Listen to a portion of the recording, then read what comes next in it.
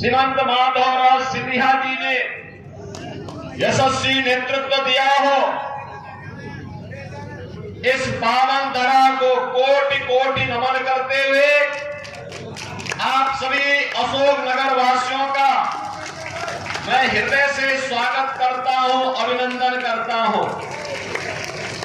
बहनों और भाइयों, जब मैं अशोक नगर के इस मंच से बोल रहा हूं तो मुझे ठीक सामने अशोक नगर का रामलीला मैदान भी, रामलीला का मंच भी दिखाई दे रहा है।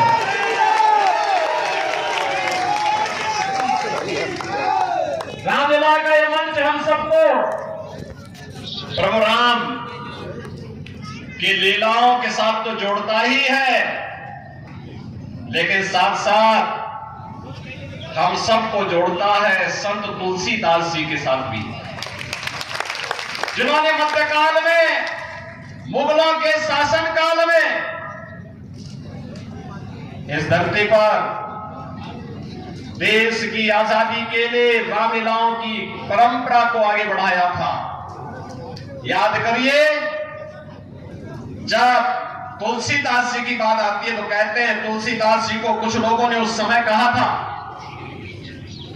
कि चलो आप भी अकबर से मिल लो, वो आपको भी अपने नवरत्नों में शामिल करेंगे। तो तुलसीदास जी ने कहा कि भाई देखो, अकबर कौन है मैं नहीं जानता। तो लोगों ने कहा कि बादशाह है भारत का। उन्होंने कहा भी देखो, मेरा तो बादशाह किसको कहते मैं ये भी नहीं जानता। उन्होंने कहा राजा। उन्होंने कहा देखो, मेरा तो एक ही राजा है और वह है राम। बहनों भाइयों, उस मध्यकाल में, मुगलों के शासन काल में तुलसीदास जी ने नारा दिया था, बोलो राजा रामचंद्र की। और बहनों भाइयों, आज मोदी जी के मार्गदर्शन और उनके नेतृत्व में अयोध्या में रामलला फिर से प्रतिष्ठित हो जाए। 500 वर्षों का इंतजार समाप्त हुआ और कल फिर प्रधानमंत्री मोदी जी अयोध्या धाम में पधार रहे हैं, वहां पर भगवान राम का दर्शन करने के लिए।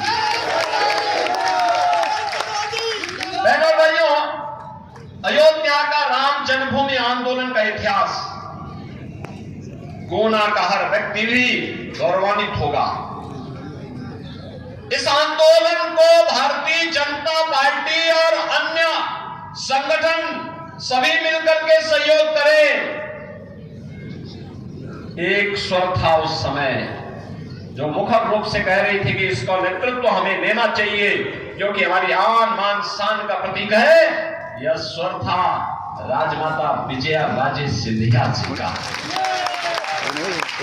मुझे याद है, राम जन्मभूमि के किसी भी आंदोलन में उन्होंने अपने व्यक्तिगत कार्यक्रमों को छोड़ करके, व्यक्तिगत साधना को छोड़ करके, व्यक्तिगत अन्य कार्यों को एक और करके वे अयोध्या में राम मंदिर की स्थापना होनी चाहिए, राम मंदिर बनना चाहिए। इस आंदोलन के साथ राजमाता पहले दिन से लेकर के अंतिम दिनों तक इस कार्यक्रम के साथ जुड़ी रही। और आज हम सब प्रसन्नता हमें इस बात की है, जब अयोध्या में राम मंदिर का निर्माण हुआ, प्रभु राम 500 वर्षों के बाद विराजमान हुए और प्रभु ने वहां होली भी खेली और 500 वर्षों के बाद अपना जन्मोत्सव भी मनाया। तो सचमुच राजमाता आज हमारे बीच में नहीं, लेकिन राजमाता की आत्मा को असीम शांति प्राप्त हुई होगी कि जो हमारा सपना था वो सपना आज हमारी वर्तमान पीढ़ी साकार कर रही है। उनका अत्यंत सानिध्य प्राप्त होता था। कितना वात्सल्य था उनके मन में, देश के लिए, समाज के लिए, जनता जनार्दन के लिए। सचमुच राजमाता थी। और गुनावासी तो इस बात के लिए सौभाग्यशाली है कि 15 वर्षों तक राजमाता आपका नेतृत्व किए देश की संसद में, और 17 वर्षों तक भारतीय राजनीति में शुचिता के प्रतीक के रूप में जिन्होंने विकास को प्राथमिकता देकर के उस कालखंड में जब साधन नहीं थे, तब भारत के रेल मंत्री के रूप में और जिस भी प्रकार का दायित्व मिला उसमें कार्य का एक स्टैंडर्ड दिया देश को, और उसके माध्यम से भारत की प्रगति का मार्ग कैसे आगे बढ़ना है, ऐसे श्रीमंत माधवराव सिंधिया जी का सानिध्य इस क्षेत्र को मिलता रहा है।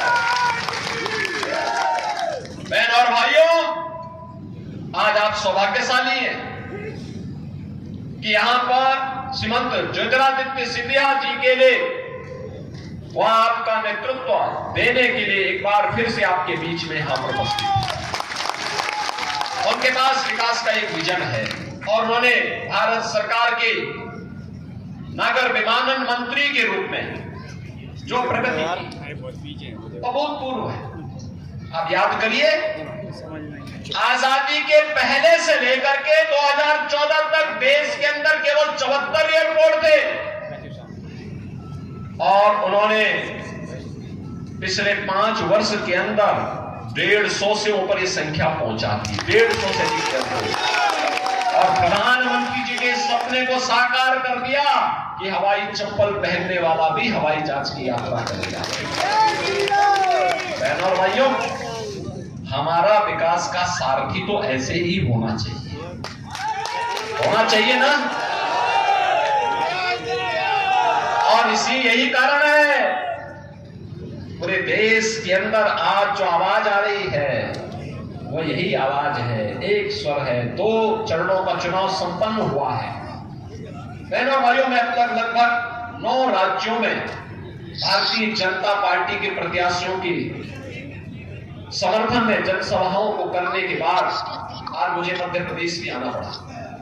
कोना में तो मैं इसलिए भी आया हूं, भारतीय जनता पार्टी के प्रत्याशी के साथ साथ सिंधिया परिवार के साथ और उत्तर प्रदेश के विकास के लिए किए गए कार्यों को सिंधिया परिवार के द्वारा, ज्योतिरादित्य सिंधिया जी के द्वारा, राजमाता जी का जो सानिध्य था